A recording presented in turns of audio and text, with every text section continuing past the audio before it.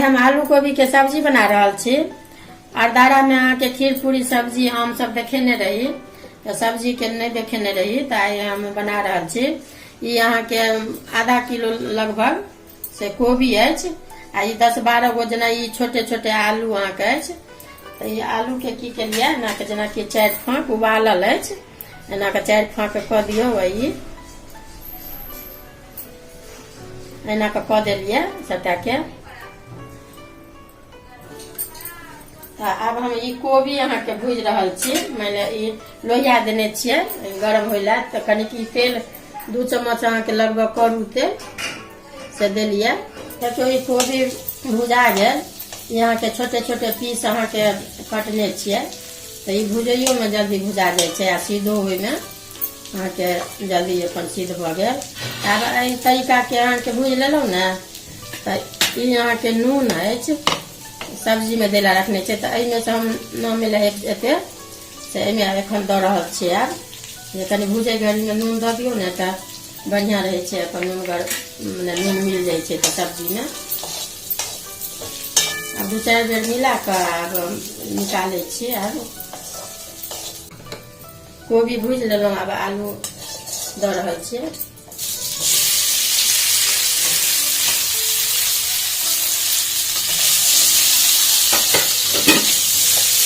अहूँ के लारे चारे तो ककरना लाल ककर निकाल लेब, देखा देब।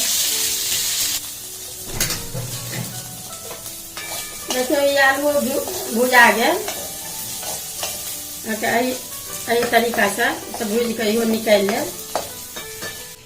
हम एक कनी के तेल देलहुँ हाँ। फिर अब ये मसाला अब अहाँ के से देखियो, ई अहाँ के 1 चम्मच से ई 1 चम्मच अहाँ के कमे कनिक धनी अछि, आ ई आधा चम्मच बुकनी अहाँ के हरैद अछि, आ ई आधा चम्मच से कनि बेसी मिरचाई अछि। तो ई हम भूज रहल छी। आब मसाला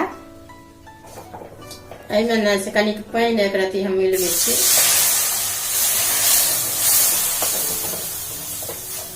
एहिमे लहसुन प्याज नहीं देलहुँ हैं, बिना लहसुन प्याज के बना रहल छी। ई अहाँ ब्राह्मणो भोजन में कते गोटे क्यों कहलखिन जे बिना लहसुन प्याज के सब्जी देखाओ, तो ई भुजा गेल। तब ये टमाटर अहाँ के 2 गो छोटे छोटे है से ई दऽ रहल छी एहिमे। देखियो ई टमाटरो अहाँ के से गल गेल, भुजा गेल। तब ई हम आलू जे अछि से दऽ के एहिमे पहिले मिला के तखन रस देबै, पानि। ई अहाँ के अब दऽ रहल छियै पानि हम।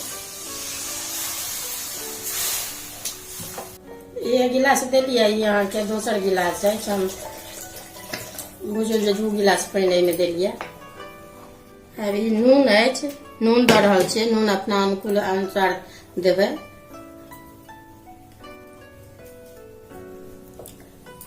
ई देखियो आलू अहाँ के ई झेप देने छलिए 2-3 मिनट कनी के बाद अहाँ के खोलऽ लागल है।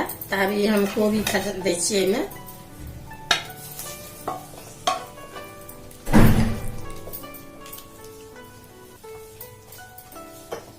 अभी देला के बाद झेप दै छियै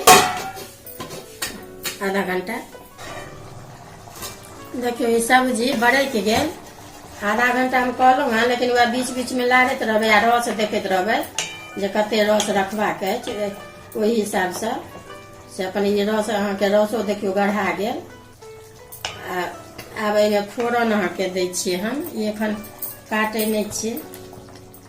यहाँ के सब्जी मसाला अछि, आ ई अहाँ के गरम मसाला अछि, अपन ई घर में जे बनेने छी से, तो ई दऽ रहल छियै।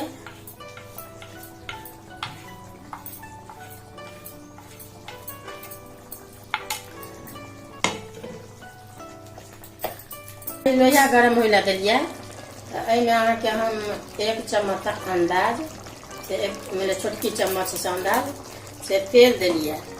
आ ई अहाँ के जेना एही चम्मच से बुझियो जे 1 चम्मच ई घी अछि। ई दुनू तेल आ घी के फोरन दऽ रहल छियै। हींग आ ई जीरा हम दऽ रहल छियै एहिमे।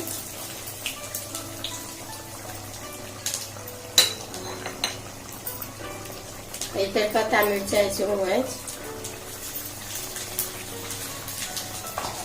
अब देखियो ई फोरन अहाँके पकि गेल। अब काटै छियै गैस। अब ई फोरन अहाँके दऽ रहल छियै, कहबे केलहुँ देखा देलहुँ अहाँ सबटा। अब एहिमे अहाँके ई कस्तूरी मेथी अछि कनिक से दऽ रहल छियै। आ ई धनिया पत्ता अछि काटने छी धो कऽ, तऽ ई दऽ रहल छियै। ई अहाँ सब्जी अहाँ पाबनो तिहारमे जे लहसुन प्याज नहि खाइ छी तहूमे बना कऽ खा सकै छी, ब्राह्मणोके दऽ सकै छियनि, भोजो भातमे बना सकै छी। तऽ अब ई बनि कऽ अहाँके सब्जी तैयार भऽ गेल। और दारामे नहि देने छलहुँ हेँ, कहने छलहुँ हेँ